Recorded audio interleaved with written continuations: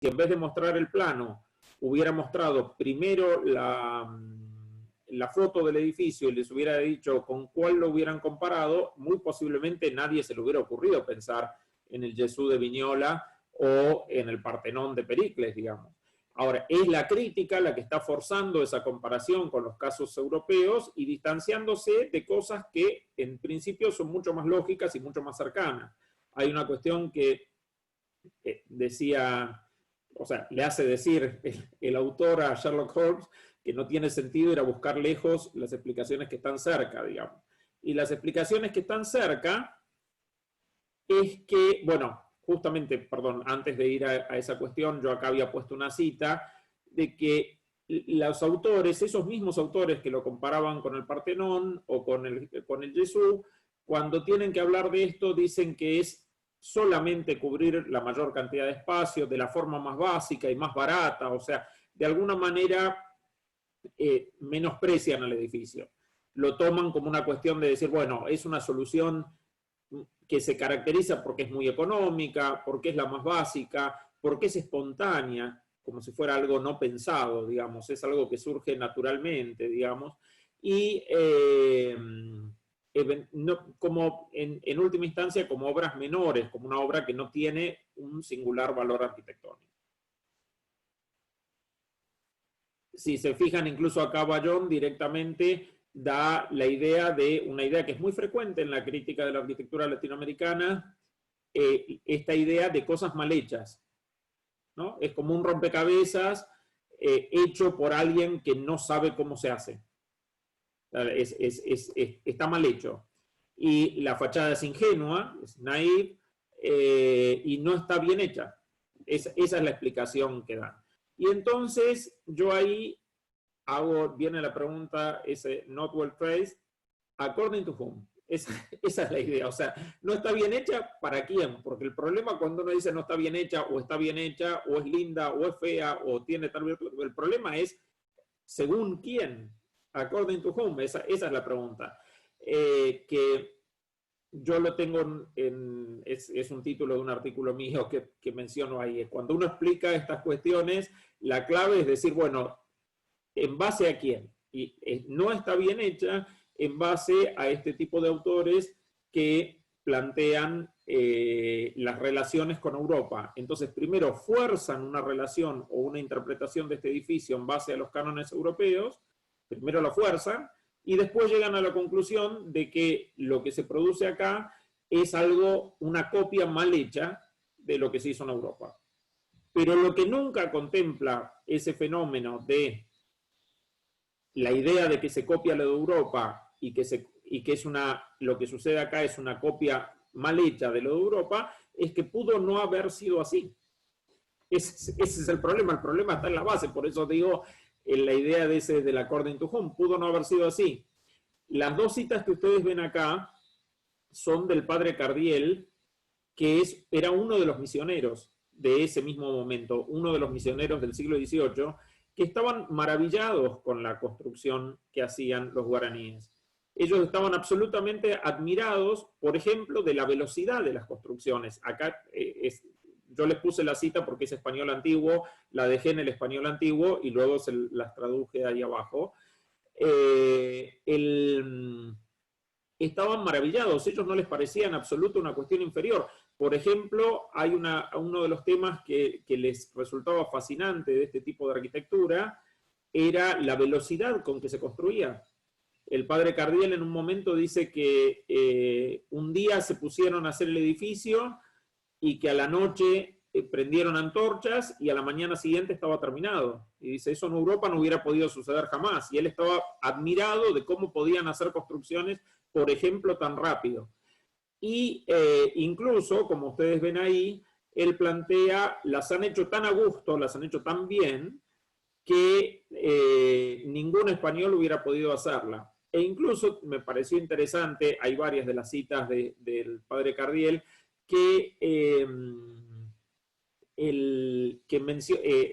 hay varias, puse solamente dos, esta que menciona la sorpresa del español, que dice, esto se hace al revés que en Europa, primero hacen el techo y después las paredes. O sea, siendo que, claro, él está acostumbrado a la lógica de construcción europea de hacer primero los cimientos, después las paredes y por último el techo. Claro, esto es una lógica de construcción no muraria, entonces se ponen las columnas y luego se hace el techo y por último, y si es que hacen falta, se hacen las paredes. En realidad estas iglesias como Yaguarón se explican a través de esta arquitectura vernácula, digamos, la arquitectura tradicional de los guaraníes, y esta solución que se llama Oga Yecutú. Oga es casa y Yecutú quiere decir clavado, digamos, es la idea de construir una casa clavando los troncos. Lo que ellos hacían era, como pueden ver, es una lógica constructiva que pasó y ya lo vamos a ver en muchos lugares donde hay sobreabundancia de madera, en regiones selváticas. Entonces ellos aplicaban este sistema de un sistema de techos a dos aguas con básicamente en corte 3 grandes pilares, como ustedes los pueden ver acá, uno central y 2 en los laterales, y luego con las mismas hojas de los árboles que se habían cortado para hacer las columnas, se hacían las cubiertas y eventualmente las paredes. Y con eso se construía ese esquema de lo que se denominan casas largas. Estas casas eran alargadas, eran construcciones alargadas, que se usaban como, o sea, podían tener distintos usos, podían utilizarse con fines religiosos e incluso como vivienda, y por otra parte tenían la característica de que si eran como vivienda tenían una integración en el sentido de que no eran viviendas independientes, era como si fuera un bloque. No sé si me voy explicando hasta acá. ¿Entienden más o menos lo que estoy queriendo plantear? Bueno, perfecto. Ahora, esta solución, como les decía, es una solución que en definitiva se dio de forma muy parecida en distintos lugares que se caracterizan por regiones selváticas. Los maoríes en Nueva Zelanda tienen un sistema de corte absolutamente idéntico, con las 3 columnas, y por otra parte los Bororo en Brasil o las distintas poblaciones del Caribe, de la región del Caribe, también construyen con esta misma lógica, que es la que usaban los jesuitas en esa misma región. Ahora, porque acá esto no se resuelve solamente con los guaraníes, el problema es que con los guaraníes se encuentran los misioneros españoles, y los misioneros españoles y los soldados que están conquistando este lugar para llevar la fe cristiana, tanto en Nueva Zelanda con los maoríes, por eso dejé el dibujo al lado, como en el Paraguay, se encuentran con el problema de que esa columna en el medio es muy inapropiada para una iglesia cristiana. Es muy inapropiada, porque ustedes saben que el culto cristiano requiere de que el público vea lo que sucede en el altar adelante. Entonces, si uno tiene toda una hilera de columnas y el altar está en el centro, es muy complicado para ver. O sea que ese esquema que obviamente los guaraníes y en Nueva Zelanda los maoríes y en los distintos lugares no los usaban para el culto cristiano, lo usaban para sus propios cultos, pero cuando uno le quiere aplicar el culto cristiano, sucede como pasa en este dibujo de la derecha que vemos de Nueva Zelanda, que ya está usado como iglesia cristiana, que aparece toda una hilera de columnas en el centro, que es absolutamente inapropiada. Entonces, ellos al principio lo usan, pero lo usan siendo conscientes de ese problema. Cuando no les queda, porque era lo que sabían hacer, se hacía muy bien, se hacía muy rápido, tenía una serie de ventajas, pero tenía ese problema. Hasta que encuentran la solución. ¿Y cuál es la solución? Sustituir la columna central por 2 columnas y una viga horizontal, como ven ahí en el dibujo. Esa solución se llama de par y nudillo y es una solución hispanoárabe, ibero-árabe, en realidad. Entonces, al modelo de origen guaraní se le aplica una receta, una técnica ibero-árabe para y se termina generando un resultado híbrido, un resultado que combina ambos elementos para manejar, para resolver ese problema de dejar el espacio central libre. Ahora, conclusiones.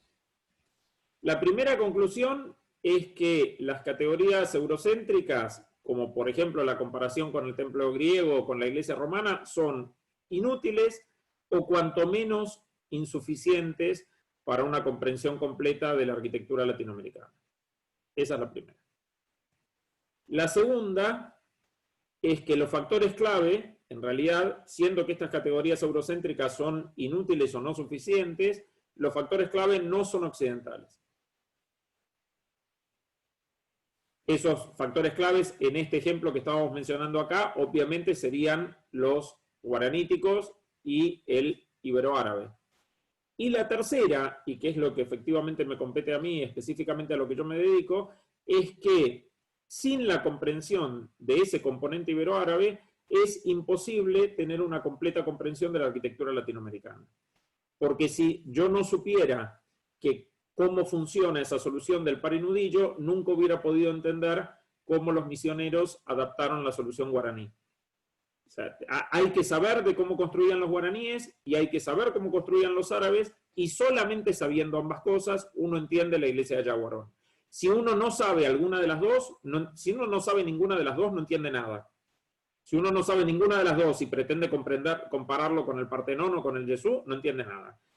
Si uno sabe alguna de las dos, pero no sabe la otra, la comprensión es incompleta. Y en el caso particular de lo que a mí me interesa es, si uno no sabe esa componente iberoárabe, la comprensión es de alguna manera siempre incompleta.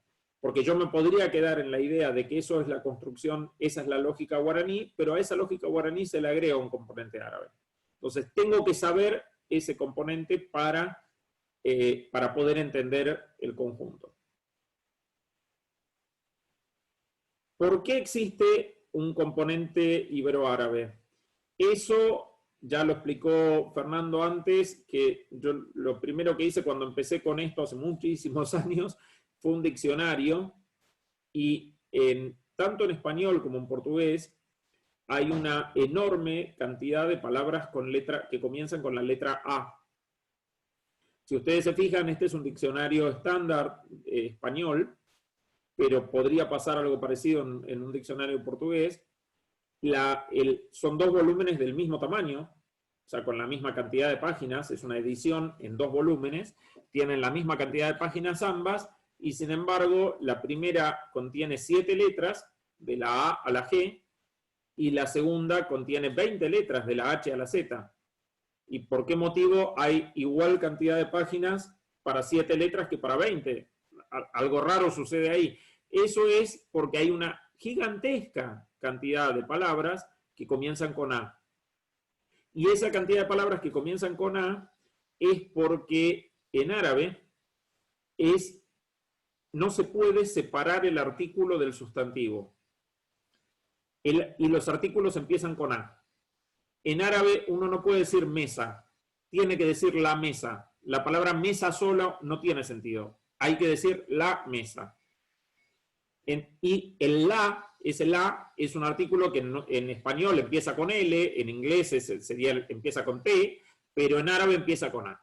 Entonces, tanto en España como en Portugal, cuando adoptan las palabras árabes, las adoptan con el artículo pegado, porque los árabes cuando las pronunciaban, o las personas que hablaban en árabe cuando las pronunciaban, en realidad, porque no importa de qué origen era, quien hablara árabe, cuando las pronunciaba la palabra junta, artículo y sustantivo. Entonces, cuando la adoptan de esa forma, y cuando la adoptan de esa forma, por eso hay tantas palabras que comienzan con A, porque todas contienen el artículo pegado al sustantivo. Acá tienen algunos ejemplos, hay miles, algunos ejemplos de palabras de origen árabe, y por eso muchas de ellas son con A, no todas, hay algunas que no todas, pero muchísimas comienzan con A porque incluyen este artículo. Estos son en términos de alimentación, estos son en cuestiones de daily life, dice vida cotidiana, elementos que uno usa en la vida cotidiana, y la que más nos interesa en cuestiones de arquitectura. Entonces, cuando uno habla en español o en portugués de cuestiones de arquitectura, de cualquier otra cosa pasaría lo mismo, pero de cuestiones de arquitectura también, uno se ve obligado a usar inevitablemente palabras de origen árabe para cuestiones esenciales. No estamos hablando de cuestiones secundarias. Por ejemplo, la palabra azulejo o alfombra son elementos fundamentales. No se puede entender la arquitectura de ibero e iberoamericana, ibérica e iberoamericana sin los azulejos. Es un tema central, hasta Niemeyer, digamos, no se detiene en ningún momento. El azulejo es un tema central y el azulejo es una palabra árabe. Alfombra o albañil. La palabra albañil es una palabra clave y es de origen árabe, que es el término que en inglés no existe de esa forma, digamos. No hay un equivalente directamente en esos términos, porque mason tiene que ver con la piedra y si no es constructor, es alguien que hace construcción.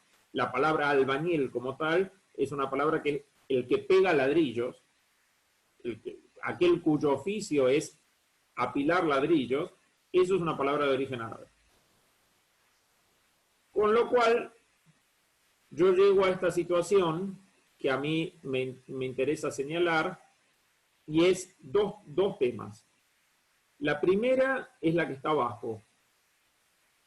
Yo digo que estos elementos ibero-árabes son un componente interno de la arquitectura latinoamericana y no una influencia foránea. La palabra influencia alude a, en inglés es exactamente lo mismo, influencia refiere a la acción de un tercero. Uno puede tener quien influye en algo es alguien que está afuera. No sé si me explico en la idea.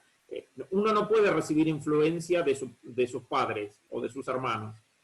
De ellos no tiene influencia, tiene componentes comunes, tiene elementos comunes porque se ha formado en el mismo ámbito. Se ha formado en el mismo ámbito. Entonces, yo señalo esta cuestión, para mí es un tema que me resulta importante señalarlo, porque en general la componente ibero-árabe de la arquitectura latinoamericana normalmente es ignorada, pero cuando eventualmente se la considera una influencia. Y yo rechazo el uso del término influencia, porque influencia implica ponerla afuera. Nosotros podemos tener eventualmente algún tipo de influencia del constructivismo ruso. Podría ser, porque es un fenómeno externo. Podríamos incluso tener algún tipo de influencia del racionalismo, de los 5 puntos de Le Corbusier, si quieren, que también es un fenómeno externo. Pero no podemos tener influencia de algo que forma parte de nuestra propia cultura. Eso no es una influencia, sino que es una componente. Y cuando digo latinoamericana, perdón, hay que hacer la aclaración, en principio sería americana, porque esto sería totalmente válido para buena parte del territorio norteamericano actual, como por ejemplo Texas, donde están ustedes. O sea que no es específicamente de México hacia el sur la cuestión. El segundo tema que estaba en esa diapositiva que se me mueve sola es la diferencia entre lo iberoárabe como formas y como criterios de diseño. ¿Qué quiere decir esta expresión? Hay formas iberoárabes en la arquitectura americana. Las hay, y yo se las voy a mostrar luego algunos ejemplos. Los hay sin duda, no cabe la menor duda. Esas son evidentes, incluso. Se hacen evidentes, se hacen muy visibles. Ahora, el tema no es las formas en sí, sino que también hay criterios de diseño. ¿A qué me refiero yo con criterios de diseño?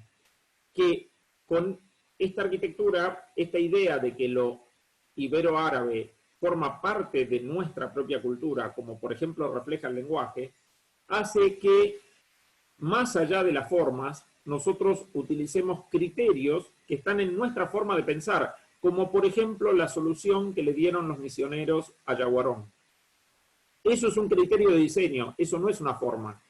Eso es decir, yo tengo un problema, que tengo una columna en el medio y la tengo que resolver. ¿Cómo la resuelvo? Pensando como arquitecto, ¿cómo la resuelvo? Y empiezo a emplear eso. Ahí no hay un problema formal, no hay un problema decorativo, hay un criterio de diseño.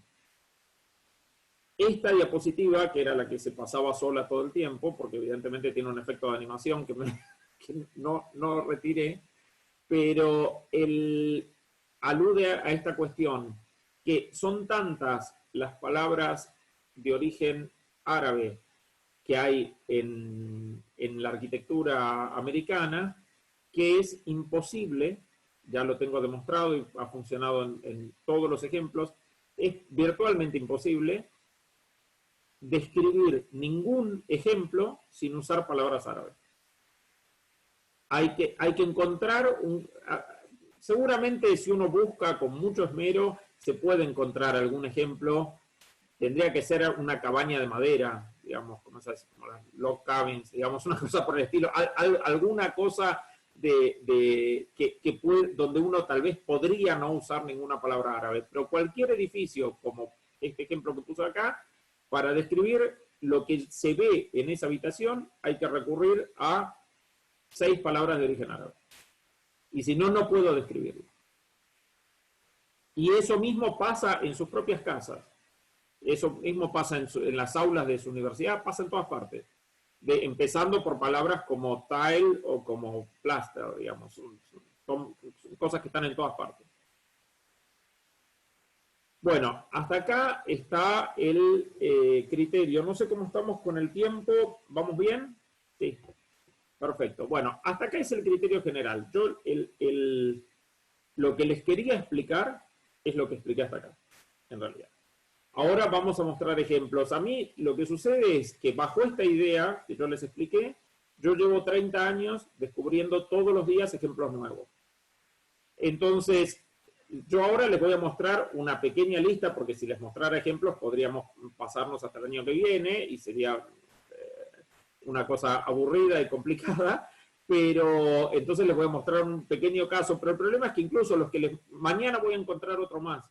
Entonces no importa la lista de ejemplos, es solamente a efectos nada más que ilustrativos, digamos. El problema es entender el tema marco general, y el tema marco general es lo que yo explicaba a partir del ejemplo de Yaguarón.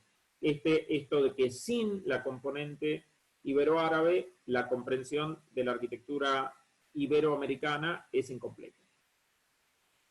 Yo divido este tema, como les decía, en formas y en criterios de diseño. Una de las formas como les dije son las que han sido más reconocidas. Una de las formas más típicas es este tipo de techos mudéjares. Mudéjar es una palabra que se utiliza para mudéjar eran personas, en principio, y mudéjares eran los musulmanes que seguían viviendo en un territorio luego de que los cristianos lo habían conquistado. Ustedes saben el proceso que en España se denominó Reconquista, por el cual España había sido islamizada, en su mayoría eran musulmanes, y desde el norte quedaron algunos cristianos y fueron ocupando el territorio español y cristianizando, ibérico en general, español y portugués, y fueron cristianizando ese territorio. Entonces, mudéjar era el nombre que se le daba a personas que eran los que eran musulmanes, pero que cuando los musulmanes perdían la batalla, se quedaban en ese lugar igual, bajo un nuevo amo cristiano. Entonces, ese nombre se le aplicó a la arquitectura y al arte que tiene rasgos islámicos en edificios construidos para cristianos. A mí la palabra no me gusta mucho porque tiene toda una connotación racista y religiosa metida en el medio que a mí no me gusta, pero realmente es la que se usa, y aparte la palabra no es nueva, como digo, la palabra no es histórica, al revés, es nueva, es relativamente nueva. Se está usando desde fines del siglo XIX para hablar de arquitectura. En un principio, mudéjares eran las personas nada más.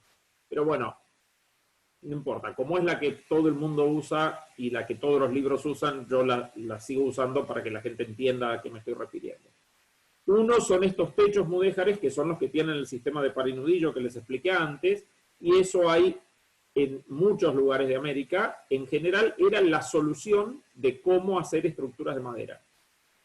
Esa era la solución de cómo hacer estructuras de madera. Y esa solución de cómo hacer estructuras de madera se mantuvo en vigencia hasta el hormigón armado, hasta comienzos del siglo XX. En estructuras de madera, porque muchos autores van a ver que les dicen que eso son cuestiones coloniales, sí, perfecto. Se siguió hasta el siglo XIX y hasta comienzos del siglo XX utilizando, porque era la forma de resolver estructuras de madera. Esto es la Catedral de Tlaxcala en México. Estos son los fantásticos que hay en techos que hay en Quito, Ecuador. Esto es la iglesia de San Francisco. Esto es la propia catedral de Quito, que después vamos a ver, pero por otra cosa. Y esto es la iglesia de Santo Domingo, también en Quito, con esos techos de par y nudillo. Y esto es un caso mucho más modesto, porque nosotros estamos lejos, pero muestro uno de mi país. En Argentina, en Santa Fe, es la iglesia de San Francisco, también en Santa Fe, resuelta aún en su forma más modesta, más pobre de resolución, se puede ver más claramente cómo funciona el sistema estructural. Entienden que es una forma de evitar ese apoyo central. Los dos esfuerzos laterales, los dos empujes laterales de los dos pares se anulan entre sí y el nudillo sirve para formar un triángulo y evitar que eso se deforme. ¿Está claro? Ese es el efecto. Esto es en Panamá, una serie de casos fantásticos de estas iglesias de zonas selváticas que decía que es completamente de estructura de madera. Ahora, claro, cuando uno compara estas iglesias con las catedrales europeas, es imposible. O sea, yo sigo viendo, la semana pasada estuve en una exposición de estas, o hace 2 semanas, en una exposición como esta, donde alguien analizaba esto en base a los criterios del barroco. Es imposible, digo, barroco es la decoración del altar. ¿Qué tiene que ver esto con el espacio barroco, esas columnas que tienen este grosor? Y que no generan ninguna división del espacio, o sea, que generan un espacio fluido como si fuera de la arquitectura moderna. ¿Qué se puede comparar esto con pilares de piedra como los que tenía el barroco, que podían llegar a tener hasta 10 metros de lado? Hacen una división absoluta del espacio y esto no. Por otra parte, porque claro, esto es una lógica de los pueblos originarios, una lógica de los nativos de estas regiones selváticas, utilizada, combinada con la solución mudéjar, pero no tiene absolutamente nada que ver con la solución europea. Esta es Yaguarón, la que vimos. Esto es en Bolivia, Concepción, en la región de Chiquitos, en Bolivia. Formas hay muchas, yo me quedé con una sola para seguir. Ahora, esto es una forma y es un criterio. El tema de la mashrabiyya. Mashrabiyya es la palabra árabe para la celosía, estos tipos de balcones cerrados como se ven muchísimo en Medio Oriente. Y se ven muchísimo en muchos lugares de América y particularmente mucho en Lima, a punto que fueron denominados luego como balcones limeños. Acá vemos esa solución. La idea es generar un espacio en el cual uno puede, desde adentro, ver hacia afuera, puede ver lo que sucede en la calle y participar de lo que está sucediendo en la calle sin que de la calle se pueda ver a los que están adentro. Ustedes saben que en la tradición islámica el valor de la privacidad es muy importante. Entonces está esa idea de que es muy importante proteger la privacidad de las personas que están adentro. No hay establecer filtros de privacidad. Entonces esto funciona como un mecanismo de filtros de privacidad. que por otra parte tiene su paralelismo en los velos y en una tradición que existió también justamente en Lima, que se denominaban tapadas, que eran una forma de vestimenta femenina velada, con velo, muy similar a la de los países árabes también, o a la que existe en algunos países árabes. Acá vemos más casos más ejemplos de Lima. Lima era toda completamente así, cubierta de este tipo de balcones.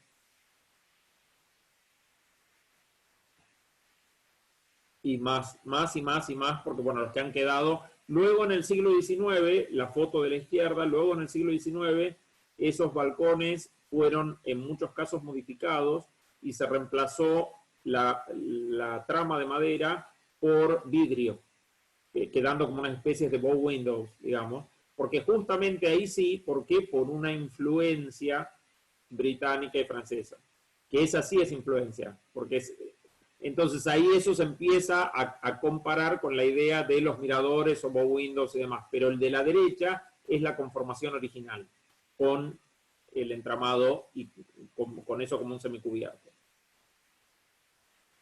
Bueno, acá hay cuadros de la época para que vean cómo funcionaba esa cuestión. Y el segundo criterio, que es el de la idea de que las iglesias funcionan con la misma lógica que las mezquitas. Esto es una mezquita tipo del occidente, digamos, de la región occidental del mundo islámico, del Mediterráneo.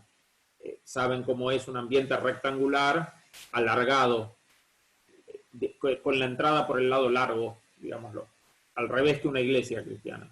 Es una sala rectangular cuya entrada está por el lado más largo. Bueno, así fueron todas las iglesias de América, todas. Luego se fueron reemplazando.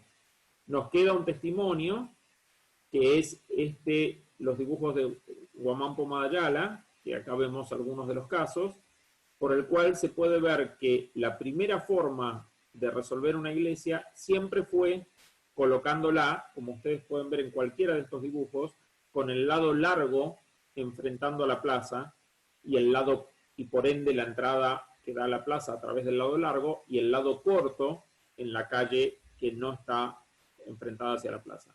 Todos los dibujos de Guamán Pomayala, todos, las ciudades que al margen no nos consta que sea cierto porque él no visitó todos los lugares, ¿no? Puede haber alterado, o sea, los dibujos pueden ser en parte fruto de su imaginación, pero todas ellas, si ustedes se fijan, acá está Santiago de Chile, la capital de Chile, acá está Cuenca, acá está Loja, la ciudad de los Reyes, esta que está acá es Lima, Guayaquil. Bueno, cualquiera de ellas, siempre la iglesia está puesta en el sentido longitudinal. Esto tiene una explicación muy simple. No es nada complicada la explicación. Los españoles construían acá las iglesias inspirados en las iglesias de su pueblo donde venían de España. Ahora, las iglesias de su pueblo donde venían de España habían sido mezquitas. Cuando se producía este proceso por el cual los cristianos ocupaban un lugar que antes era de musulmanes, la mezquita del pueblo era un edificio muy importante y muy bien construido, que normalmente se reaprovechaba, y no se demolía y se construía una nueva iglesia. Pasaban muchísimos años, incluso siglos, hasta que la antigua mezquita se demolía y se construía una nueva iglesia. La iglesia normalmente funcionaba en el edificio que había sido mezquita. Entonces ya quedaba con la posición que tenía. Con lo cual, en el siglo XVI, cuando los españoles y portugueses vinieron a América, las iglesias de sus pueblos en España y Portugal eran en casi todos los casos antiguas mezquitas. Y cuando hicieron las iglesias acá, las hicieron en parte basados en esas antiguas mezquitas. Entonces hay muchas de ellas, no todas, muchas de ellas, como la de Puebla en México, que tiene el lado largo, como si fuera una mezquita, que están dispuestas al revés que lo que uno supondría para una iglesia. Esto es Sucre, en Bolivia, la misma situación. Y esto es Cochabamba, en Bolivia. que muestra un fenómeno interesante porque, claro, en estas iglesias tenían el problema de que la fachada que daba al espacio principal tenía muy poco trabajo, muy poca decoración. Era una fachada, entre comillas, sin diseño. Entonces, en algún determinado momento, alguien se preocupa y empieza a decir, bueno, no podemos tener esta fachada sin ningún diseño. Entonces, por ejemplo, en algunos lugares como en Cochabamba, le agregan esta loggia acá adelante, con columnas, falsa, agregada por delante del edificio. Se nota en el ángulo cómo está agregada al edificio, que es una decoración por delante del muro ese que no tenía ningún diseño.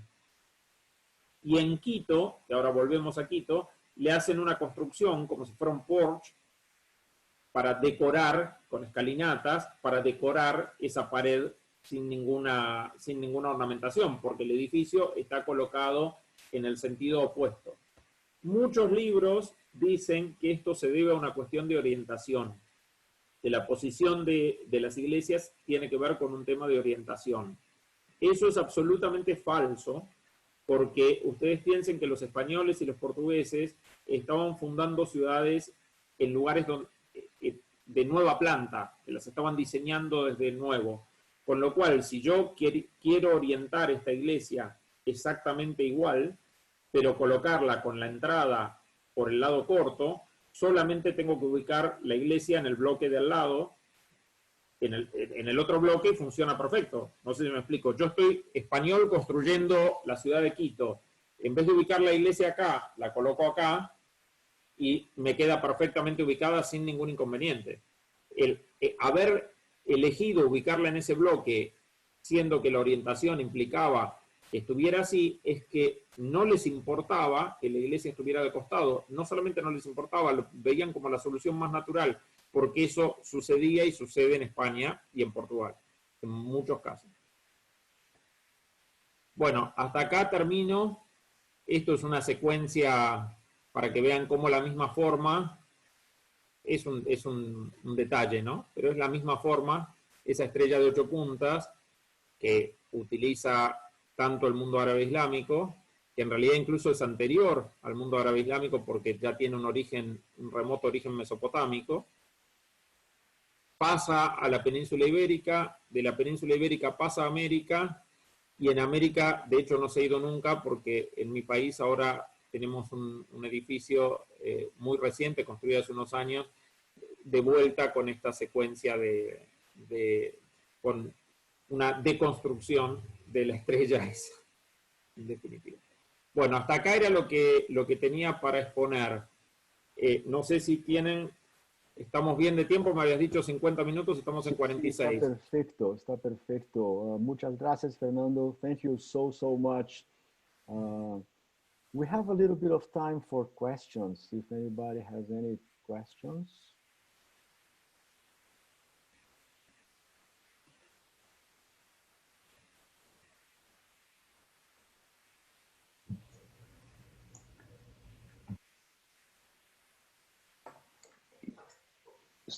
Se me hace interesante, o sea, que los árabes hubieran sido tan buenos arquitectos, ¿no? ¿Qué hizo eso? O sea, ¿por qué se hicieron tan buenos en la arquitectura?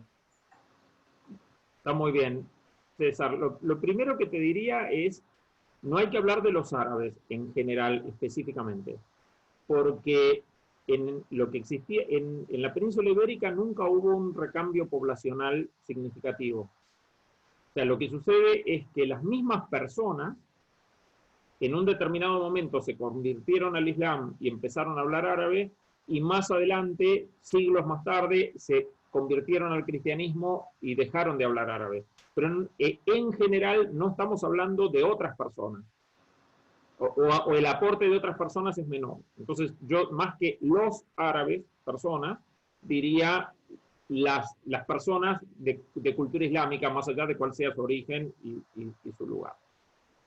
¿Por qué se convirtieron en buenos arquitectos? Digo, no me parece que sea, en términos estrictos, y miren que yo soy fanático, pero no es que me parece que sea tan buena arquitectura. Lo que sí es una buena arquitectura, como la han tenido muchas culturas. Por ejemplo, la arquitectura de los guaraníes, que yo mostré, como bien dijo el padre Cardiel, era fantástica, porque podían construir edificios en un día. Entonces, tenía todas tienen sus virtudes. No diría en sí que es tan fantástica. Sí sucede que se impuso con mucha fuerza, porque en la sociedad medieval europea, los oficios eran, o sea, las ocupaciones importantes que podía hacer una persona eran dedicarse a la religión o a la guerra. Las cuestiones de hacer oficios eran temas menores. No sé si me explico, no era el objetivo de una persona, no era el objetivo deseable por una persona. Uno podría tener que dedicarse a eso, pero lo deseable no era eso. De hecho, y particularmente las artes, tuvieron una dimensión bastante estricta. Ustedes saben que en cuanto a su poca valoración, ustedes saben que los artistas no podían ser enterrados en el mismo lugar porque se consideraban personas menores, digamos, como parte de la servidumbre, digamos, en sí. En ese contexto y en la sociedad cristiana ibérica, que era feudal y estaba totalmente militarizada, o sea, estaba totalmente controlada por la gente que se dedicaba al ejército y a la religión, los oficios lo terminaron tercerizando en otras personas, y las otras personas eran los que sabían eso. Entonces, su arquitectura terminó teniendo una componente tan fuerte de eso, porque justamente decidieron abandonarlo. Yo siempre cuento un fenómeno, es una anécdota personal, pero para que vean la magnitud de la cuestión. Mi bisabuelo vino a la Argentina, yo soy descendiente de españoles. Mi bisabuelo vino a la Argentina porque le dijo a su abuelo que quería estudiar química. En el siglo XIX, piensen en la época de los descubrimientos, y esa época él quería ser un inventor, una persona. Luego no descubrió nada trascendente, pero bueno. Pero quería hacer eso. Y su padre, mi tatarabuelo, le dijo que eso era indigno de una persona como ellos.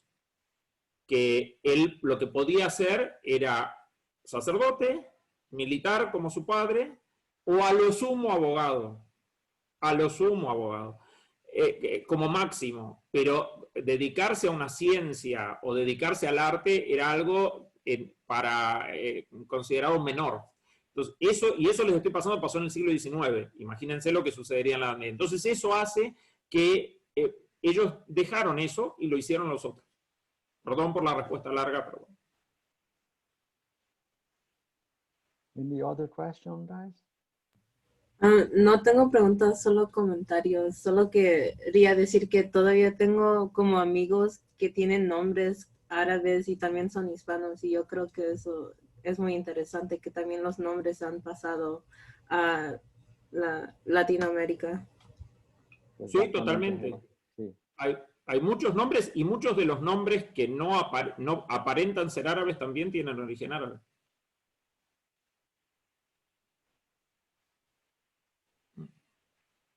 Well, I think we are close to our closing time. Thank you so much, Professor Martinez Nespral. It was a pleasure to listen to you. What a fantastic lecture. People, the lecture is recorded. I will make the recording available for you if you want to watch it again, for those who have trouble with Spanish. It was an amazing conversation. I thank you so much for accepting our invitation. And just to remind the students that you don't have class this Friday, you don't have the writing lab, because you have homework for the library sessions, and you have another library session next Monday. So I will see all of you again next Wednesday. But you are all invited for the reciprocal lecture that I will give to Professor Martinez Nespral this Friday at 5 p.m. Austin time. So we have, this is a program supported by the Global Texas Initiative, that invites Professor Martinez Nespral to teach for my students, and I will teach to his students this Friday. So thank you so much, Tocayo. Gracias. Thank you. Fue- If you upload the lecture in YouTube, you have subtitles. Okay. Available. Oh, Yes. fantastic. This- Fantastic. Okay. Not good subtitles, but bad subtitles. at No, I'll least. do that. Thank you. Thank you. And thank you for reminding me of that. Thank you. Muchas gracias, Tocayo. Nos vemos el Gracias viernes. a ti. Gracias a todos. Nos vemos el viernes. Chao. Nos vemos el Bye. viernes. Thank Adiós. you. Bye.